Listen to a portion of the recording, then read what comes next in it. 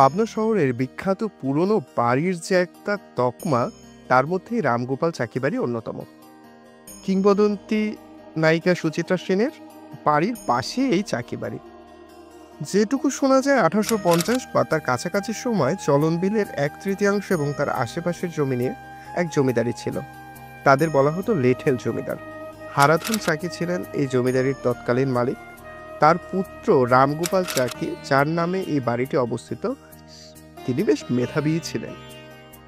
পরবর্তীতে তাকে জমিদারিতে অংশগ্রহণ করতে বলায় স্কলারশিপ নিয়ে বিলেতে পাড়ি দেন। সরকারি কাজে শেষ পর্যন্ত ডেপুটি কমিশনার হিসাবে আলিপুর কোর্টের জজ হিসাবে দায়িত্ব পালন করেন। সুবিচারের জন্য এই মানুষটির খ্যাতি ছিল।